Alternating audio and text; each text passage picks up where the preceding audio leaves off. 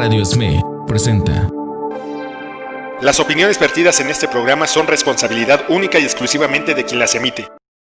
Con la mirada en alto recorremos un camino viejo. Los jóvenes en las trincheras de las nuevas generaciones. Hambrientos de lucha y justicia. Luchamos por educación, trabajo y vida. Sembramos la semilla en las nuevas generaciones. Nada nos detiene. Hoy organizamos las batallas. Comenzamos. ¿Qué tal, compañeros y compañeras de la nueva Central de Trabajadores, compañeros del Sindicato Mexicano de Electricistas, de la Asamblea Nacional de Usuarios y de todas las organizaciones populares, sociales y sindicales que nos acompañan? Estamos en este programa Las Batallas del colectivo de jóvenes de la nueva Central. Mi nombre es Radazwami Sánchez Sánchez, del Sindicato Mexicano de Electricistas. Y mi nombre es Fernanda Justo, soy militante de la OPT y participo en la nueva Central de Trabajadores, tanto en el colectivo de jóvenes, evidentemente, como en los distintos espacios organizativos de la región occidente, particularmente en Jalisco. Yo también soy de la OPT. El día de hoy queremos tocar un tema que nos parece sumamente importante para los jóvenes, en particular, el estudiantado, podríamos decir, pero creemos que es un tema de vital importancia porque reivindica muchas aristas del movimiento social que se encuentran vigentes, lamentablemente.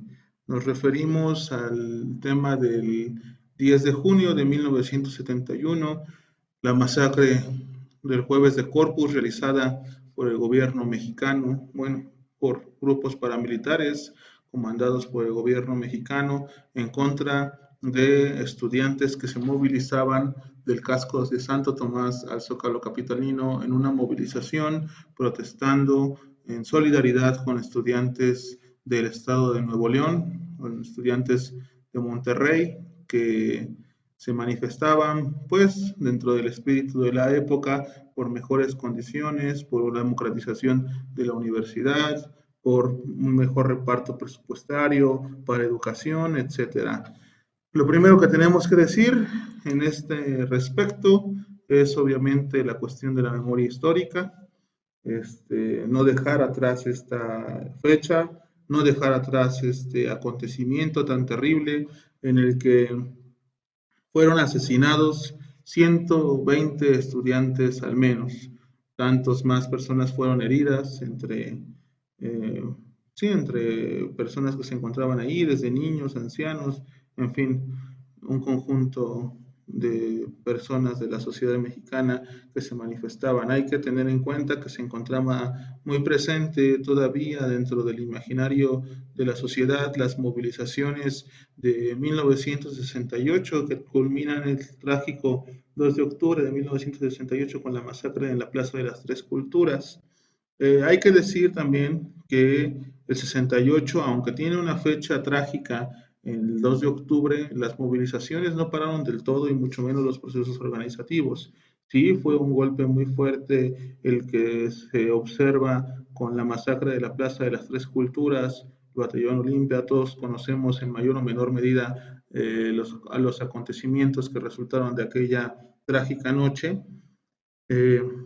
Y sí hubo un golpe de desmantelamiento y de proscripción hacia los principales dirigentes del movimiento estudiantil de la época, pero ello no significó del todo la muerte y las demandas justas de la población de aquel momento, ¿no? ¿Qué buscaban los jóvenes en aquella época? Democracia, justicia, mejores condiciones, libertad de los presos políticos, en fin, un conjunto de demandas que continúan vigentes hasta la fecha y que se mantuvieron como parte del imaginario colectivo y como parte de la memoria de lucha del pueblo mexicano dentro de las distintas reivindicaciones y movimientos de toda esa década, ¿no? De los 60 a los 70.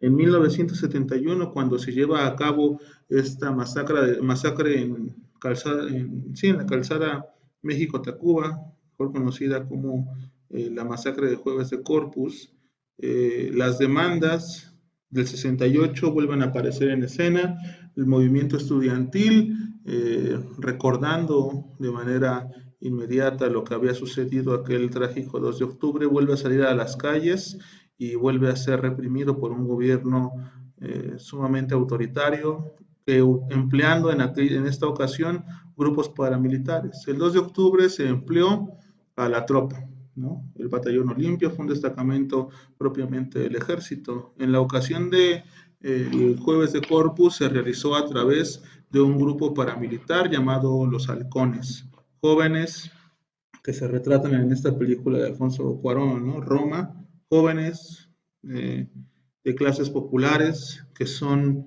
entrenados en milicia, pues, que tienen entrenamiento militar y que son ocupados como grupo de choque en contra de los estudiantes.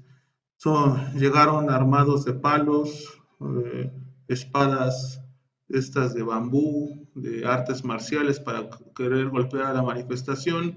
Son replegados por los estudiantes en la calzada México-Tacuba y posteriormente regresan armados con armas de grueso calibre, donde empiezan la masacre e incluso persiguen a compañeros que ya se encontraban en los hospitales para terminar de asesinarlos. Este trágico evento no puede pasar desapercibido. Este es uno de los momentos más trágicos de la historia inmediata de nuestro país y que refleja el carácter autoritario de un Estado mexicano que se sentía completamente todopoderoso, que se sentía dueño de la vida de la gente, de qué podía decir, qué podía pensar, etc. Sí, ¿no? Creo que hay varias cuestiones que ya mencionaste que vale la pena recuperar. Una de ellas es justamente el antecedente inmediato del 2 de octubre. De hecho, pues es la primera manifestación masiva que ocurre en la Ciudad de México después de esta matanza, ¿no? Que además han significado, me parece, ambos sucesos digamos, un simbolismo muy, muy particular en la memoria del movimiento estudiantil en general mexicano. Podríamos ampliarlo quizá al movimiento popular, pero particularmente en el caso del movimiento estudiantil, creo que ambas fechas se convirtieron también en un símbolo de la memoria, de la lucha, de la resistencia, pero también de los crímenes de Estado, ¿no? Además, creo que hay que decir, el propio Jueves de Corpus se enmarca en una situación en la que a nivel América Latina existía una presión muy fuerte por parte de Estados Unidos para acabar con el conjunto de movimientos sociales que pudieran estar surgiendo, protagonizados en su mayoría por jóvenes, evidentemente. No es decir, pues si no es casual, tiene una relación directa, me parece, el hecho de que en el Cono Sur tuviéramos al mismo tiempo la imposición de una serie de dictaduras, con todo el terrorismo de Estado que significó esto, el que tuviéramos en marcha el Plan Cóndor, ¿no? Y el que fuera de alguna manera tan evidente la participación, digamos, pues incluso de la CIA en movimiento, o más bien en el freno a este tipo de movimientos, ¿no? En el apoyo a los gobiernos en su momento de Díaz Ordaz y después de Echeverría. Me parece que tampoco podemos como separar el hecho de que después de esta masacre del 10 de junio del 71, hay todavía una mayor tendencia de un gran sector de la juventud a apostar por organizarse en la clandestinidad, ¿no? Es decir, la represión era tal que no se veía la posibilidad de poder seguir actuando en la luz pública, ¿no? Entonces empiezan a fortalecerse también los movimientos clandestinos y al mismo tiempo también empieza a hacer una política cotidiana, digamos, las desapariciones forzadas, por ejemplo, por parte del Estado, ¿no? Es en los años 70 cuando comienza esta política como de manera más sistemática, la llamada guerra sucia, etcétera. Entonces, como ese 10 de junio, pues de alguna manera también abre toda esa década de los 70 con todo lo que eso implica, ¿no? Insisto, con ese ese terrorismo de Estado, pero al mismo tiempo también con esta búsqueda de esos jóvenes de otras formas organizativas, ¿no? Y que esto me parece importante no solo en el sentido de voltear a ver esas otras formas, ¿no? Es decir, a las guerrillas, tanto urbanas o populares, etcétera, sino sobre todo poner el foco en que ese sentimiento de querer cambiar las cosas, esa lucha por la democratización de las universidades, esa lucha por la democratización de las sociedades, de alguna manera nunca pudo ser apagada, ¿no? Es decir, se tuvo que optar por abanicos distintos de formas de lucha, porque al final en los años 70 hay muchos tipos de luchas, incluso es una década en la que el propio movimiento sindical está de alguna manera reorganizándose y empieza a discutir de manera más fuerte el tema de la independencia sindical frente al Estado, obviamente frente a los sindicatos corporativos o los sindicatos charros. Entonces creo que de alguna manera me parece que podemos también como ubicar ese acontecimiento en toda una historia más amplia o en un contexto más amplio de movilizaciones protagonizadas, insisto, en su mayoría por jóvenes en nuestro país, ¿no? Y que creo que finalmente sí esta intención de luchar por justicia, por democracia, era lo que marcaba el conjunto de las luchas, ¿no? Independientemente de las ideologías políticas, aunque también hay que decir, pues claro que había una influencia sumamente fuerte de, ese proceso justamente de luchas en América Latina, ¿no? Del triunfo de la Revolución Cubana, en general, de lo que significaba buscar la transformación de un mundo en el sentido de lograr una sociedad sin opresiones, ¿no? Sin explotación, sin clases sociales, etcétera. Pues, y creo que eso es importante, insisto, porque de alguna manera las luchas estudiantiles, juveniles y en general las luchas populares que se van a presentar posteriormente en nuestro país, el hecho de que esté tan presente en la memoria estas dos fechas, ¿no? Y sobre todo la actuación del Estado, pues también es parte de considerarnos de alguna manera como herederos, ¿no? De esas banderas, como herederos de esas experiencias de lucha, herederos lamentablemente también de la lucha contra la represión, ¿no?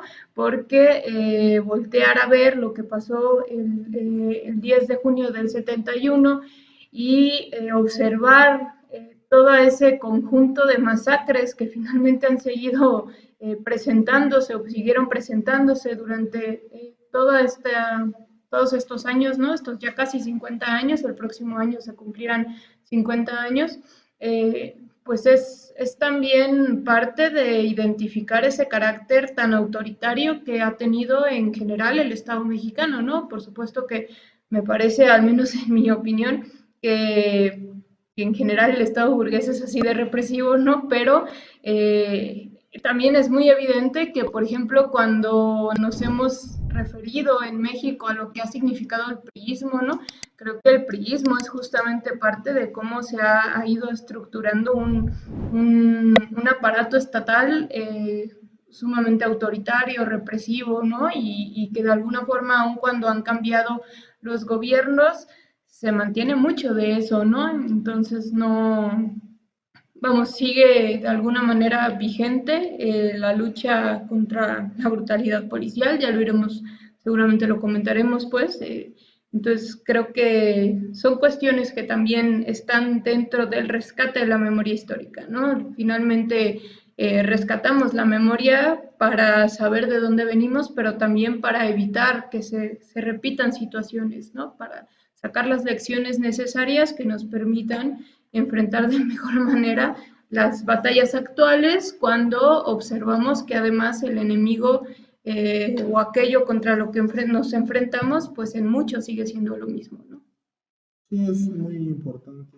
Muchas de las cosas que has mencionado son muy importantes porque contextualizan mucho lo que queremos platicar dentro de este programa.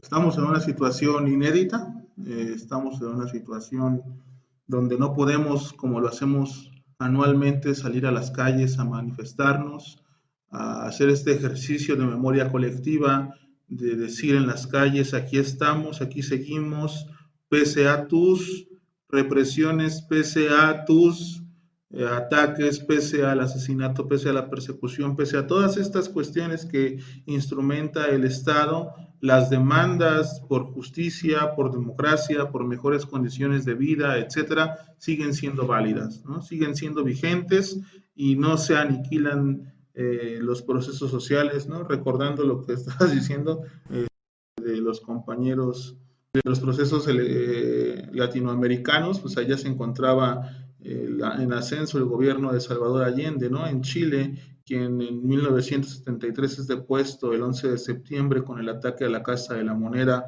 por el general Pinochet, Augusto Pinochet, que inaugura una época de terror y de represión brutal dentro de aquel país con la dictadura que llevó miles de asesinatos, exiliados, en fin, un terror terrible. Y justamente Salvador Allende decía que los procesos sociales no se detienen ni con el crimen ni con la barbarie.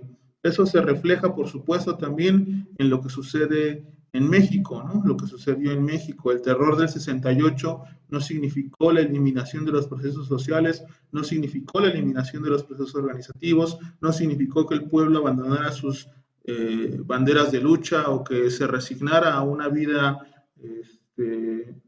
pues sí, bajo el yugo de un sistema completamente injusto que solamente puede seguir reproduciendo una vida que se parece más a la muerte, de injusticia, etcétera. Y eso aplica pues también para entender un poco el espíritu de la época que nos lleva a los procesos de las guerrillas urbanas en los años 70, a la guerra sucia, la fundación de múltiples movimientos clandestinos que llevan dentro de su seno la convicción de que el Estado es un agente represor con el cual no se puede dialogar, lo demostró en el 68, lo demuestra en el 71 y lo demuestra en toda la década de los 70 con el asesinato sistemático de sujetos, de agentes políticos, de activistas, sociales, ¿no? comunitarios, indígenas, campesinos, sindicales, etcétera. Entonces, esta característica de brutalidad del Estado mexicano es lo que lleva a nuestros compañeros en aquellos momentos a la lucha armada. Ahora la retórica gubernamental es que ha cambiado, ¿no? Ahora la retórica gubernamental es que nos encontramos en un proceso de transformación democrática en donde no es necesario, ¿no? Así fue la retórica empleada por López Obrador en todos los procesos electorales en los que ha avanzado, ¿no? 2006, 2012, 2018, la retórica siempre ha sido el movimiento civil pacífico que no necesita de las armas para hacerse escuchar, sin embargo, las represiones, sin embargo, los asesinatos de activistas, ambientalistas, comunitarios, de trabajadores. El día de hoy mismo, porque esto lo estamos grabando el lunes, el día de hoy mismo nos enteramos de la detención de la compañera Susana Prieto Terrazas, una abogada laboralista del norte de la República que, apegada al marco legal burgués, realiza una lucha por los derechos de los trabajadores y es llevada a la cárcel por la misma, ¿no? Entonces, ¿qué tanto esta retórica sigue siendo cierta? Con esto no estoy haciendo una apología de los movimientos guerrilleros, ni estoy diciendo que la solución sea a través de las armas, pero sí quizás poniendo en cuestión el hecho de que solamente a través de estas manifestaciones encauzadas a través de las vías institucionales sea suficiente, ¿no? Como lo trata de decir la llamada cuarta transformación, porque no se atienden las justas demandas del pueblo y de los trabajadores. No se atendieron en el 68, no se atendieron en el 71 y actualmente no se están atendiendo las demandas y reivindicaciones populares en su gran mayoría, ni del movimiento social en general, ni del movimiento campesino, ni del indígena, ni del sindical, etcétera.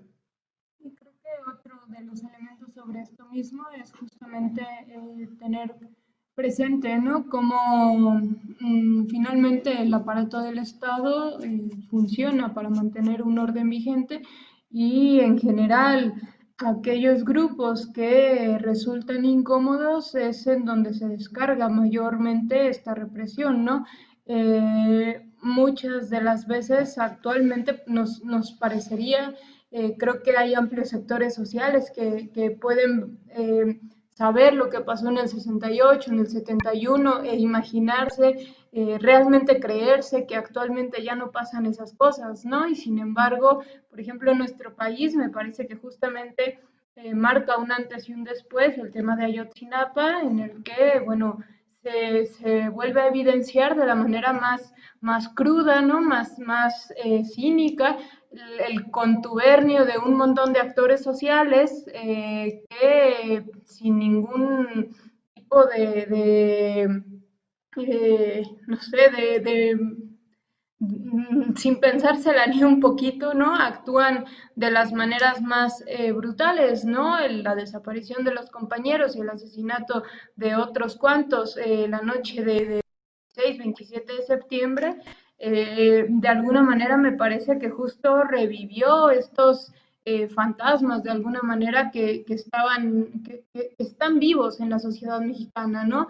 Era muy fácil encontrar estos puentes entre lo que pasó en el 68 y lo que estaba pasando en el 2014. Y bueno, podríamos decir, pues fue una situación como excepcional, ¿no? Y sin embargo, observamos que pues durante los últimos sexenios, obviamente ha sido más evidente durante el sexenio de Calderón, durante el sexenio de Peña Nieto, han sido muchísimos las masacres de este tipo, ¿no? Muchas de ellas o la mayoría de ellas disfrazadas por ajustes de cuentas por parte del narcotráfico, pero en las que en la mayoría de las investigaciones lo que apuntan es justamente a la participación abierta del Estado por medio de pues, el ejército, las policías, en sus distintos niveles, ¿no? Y una serie de funcionarios involucrados. Entonces, no se puede hablar de casos aislados, digamos, de situaciones así, recordar, obviamente, digamos, nada más por mencionar las más recientes, pues el caso de San Fernando, ¿no? San Fernando, el caso de Apatzingán, el caso de, ya decía, el de Ayotzinapa, yéndonos un poco más hacia acá, justamente en el 2018, que había un movimiento estudiantil en los CCHs de la UNAM, pues prácticamente el modus operandi va a ser el mismo que el del 71, ¿no? Que incluso era ya hasta una cuestión cínica comparar las fotografías, ¿no? De muchachos armados con palos y que iban a golpear a otros estudiantes, pues a otros muchachos, ¿no? Entonces era esa utilización de los porros, ¿no? O de estos sectores lumpenizados, ¿no? Para hacerla de grupos de choque, para hacerlas de paramilitares en el 71, ¿no? Y hacer como ese trabajo sucio del Estado, ¿no? Otra cuestión ahí es que, bueno, justamente actualmente hay una narrativa que nos dice que todo esto ya quedó atrás, ¿no? Que a partir de la elección de López Obrador, pues ya las situaciones de represión simplemente no se van a dar, ¿no? Incluso mucha de la discusión en torno a la militarización va por ese sentido, en el camino de, pues es que los militares, así como las policías y otros elementos de los cuerpos, digamos, represivos del Estado, pues eran utilizados por las presidencias y ellos eran los que eran malos, ¿no? Ahora que tenemos un presidente que aparentemente está del lado del pueblo, entonces no tenemos de qué preocuparnos y sin embargo, en el poco tiempo, en los casi 2 años, ¿no? Que tiene López Obrador en el poder, sí hemos sido testigos de una serie de situaciones que apuntan a que no se ha erradicado esto y precisamente los últimos días han sido sumamente esclarecedores en ese sentido, ¿no? Antes de esto me parece que estaba como muy focalizado digamos, como una cierta represión quizá no tan abierta, pero me parece que, por ejemplo, al movimiento de mujeres, al movimiento indígena, hay una criminalización en distintas formas que de alguna manera creo que justifica una cierta, o trata de justificar una cierta represión, pero no había habido hasta ahora una respuesta tan fuerte por parte de los gobiernos para tratar de apagar una serie de protestas, ¿no? Es muy importante porque el día de hoy, los últimos días, hemos observado el modo en el que se ha operado unos ataques por parte de los distintos gobiernos estatales en contra de la población. Hay que decirlo, la represión no ha dejado de existir en ningún momento en nuestro país, solamente que se ha movido a espacios donde cada vez es menos vista, ¿no? Por ejemplo, sin duda alguna es cierto que a través de la administración de Claudia Sheinbaum y de López Obrador en el centro del país, en la Ciudad de México y en las principales ciudades en lo general, ha sido difícil observar procesos en los cuales los policías cometan actos de injusticia como golpizas, ¿cómo dicen esto? Extralimitación de la fuerza, que no significa otra cosa más que brutalidad policíaca, ¿no? Ha sido difícil verlo, lo hemos visto durante estas gestiones, pero ha sido en menor medida que lo que acontecía con los gobiernos pasados.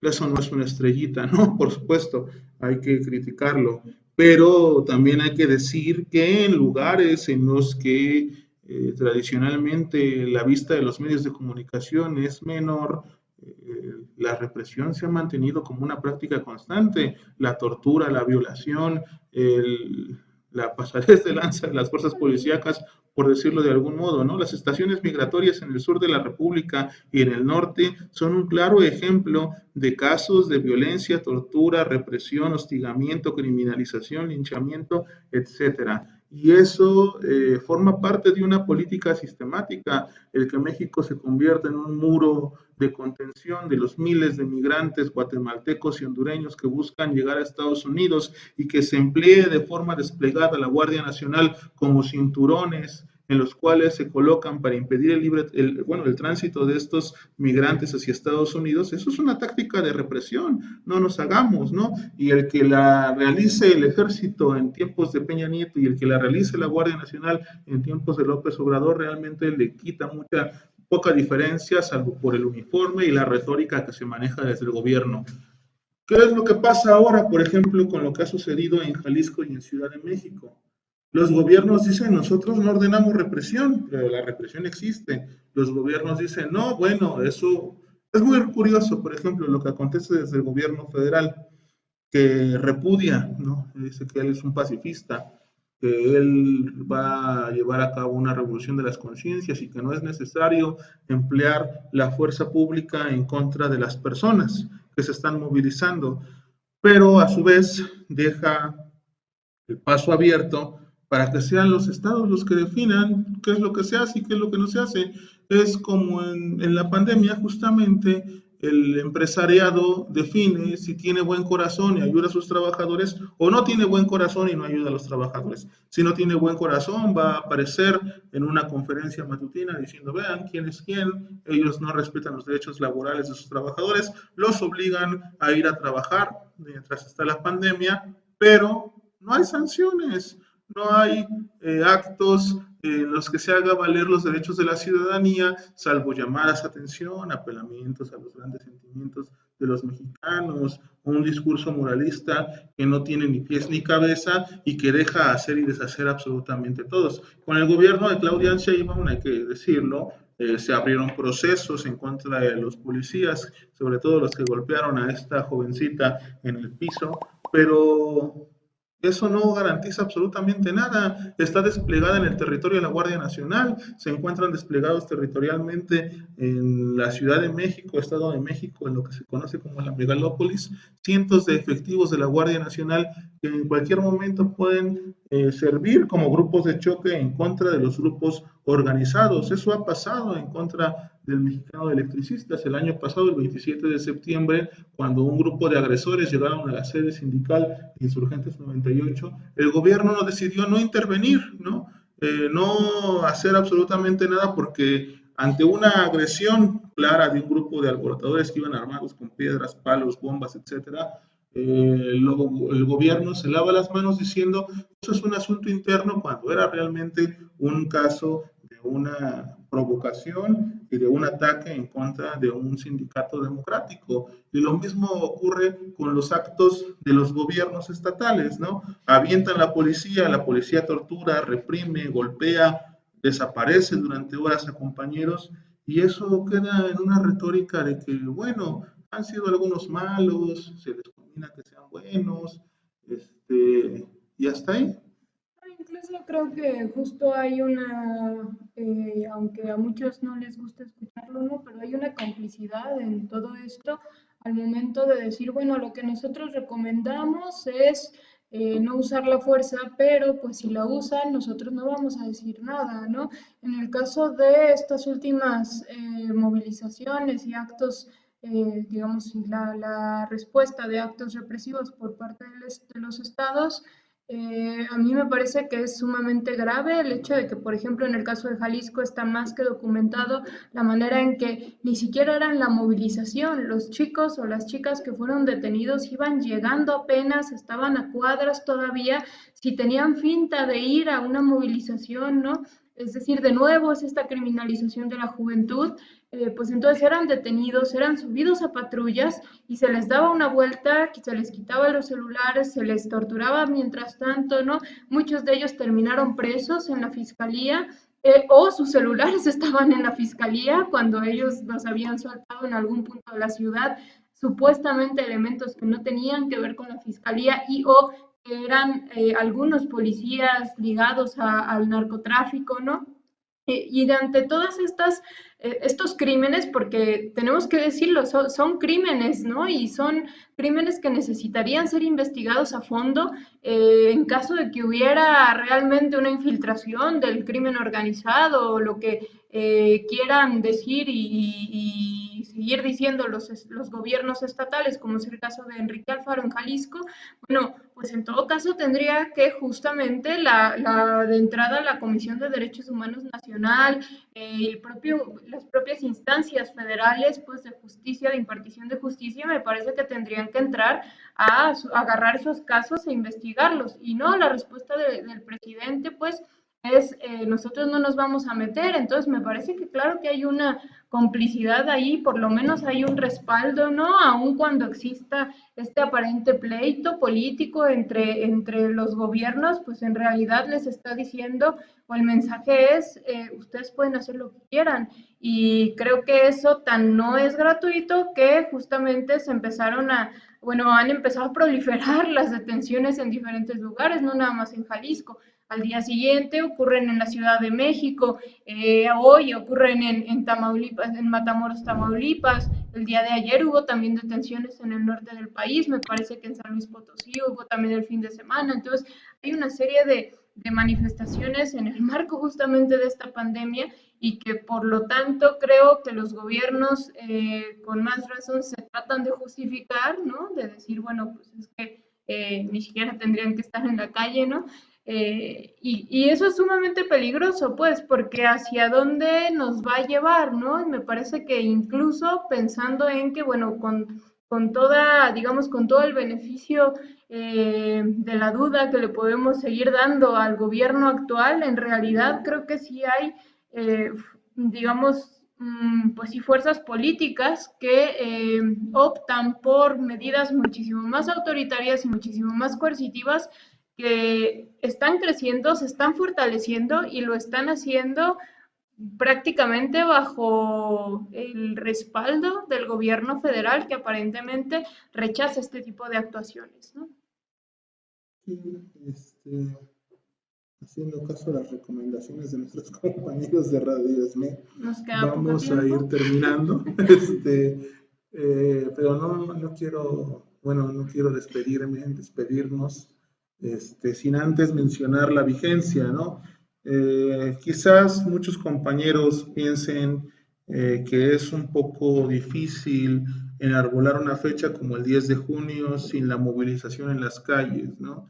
Y evidentemente lo es complicado hacer este ejercicio sin los métodos tradicionales que hemos estado realizando durante muchos años, pero sí es importante mantenerlo vivo dentro de la memoria, decir que a casi 50 años no hemos tenido justicia, ¿no? Como sociedad mexicana, ¿no? Porque también va a salir el discurso simplista de tú que si tú ni ideas, ¿no? Pero la sociedad mexicana, nosotros como militantes, como activistas, como sujetos que buscan una transformación política hacia el bien por mejoras laborales, por mejoras en nuestras condiciones de vida, etcétera, necesitamos tener justicia. Las familias merecen saber qué pasó con sus hijos, merecemos que la Suprema Corte, bueno, hay un fallo de la Suprema Corte de Justicia de la Nación que niega la justicia en este país, pero un gobierno que se dice de izquierda, pero un gobierno que se dice progresista y que enarbola supuestamente causas justas, tendría que hacer todo lo posible porque se encuentre justicia.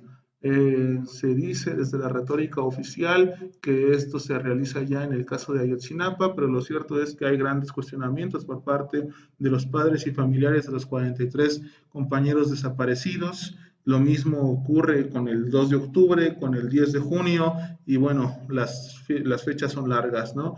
Es necesario hacer este ejercicio, es necesario hablar de lo que significa esta fecha, porque ahí sigue la violación sistemática de los derechos humanos, ahí siguen los ataques, ahí sigue la impunidad, ahí sigue la falta de información, de saber qué fue lo que realmente pasó. El gobierno durante mucho tiempo ha negado estos actos. El gobierno sigue utilizando como política sistemática, tanto en el priismo como en el panismo, como ahora, el hacer omisión, el hacer mutis de estos casos, y por ello creemos que es muy importante este ejercicio de memoria histórica. Incluso creo que justamente voltear a ver las condiciones en las que se encuentra nuestro país, los niveles de violencia, la cantidad de activistas, militantes,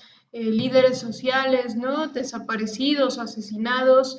No podemos dejar de mencionar a todos los compañeros del Consejo Indígena, ¿no? Del CNI en general, que han sido asesinados incluso durante este sexenio. La cantidad de desaparecidos, de asesinados, de feminicidios que tenemos en nuestro país, no podemos pensar que realmente se da sin absolutamente ninguna complicidad del Estado. No es efectivamente esa represión política, al menos no en todos los casos, pero forma parte de una política de muerte, pues, que en la que estamos viviendo y que es necesario erradicar, ¿no?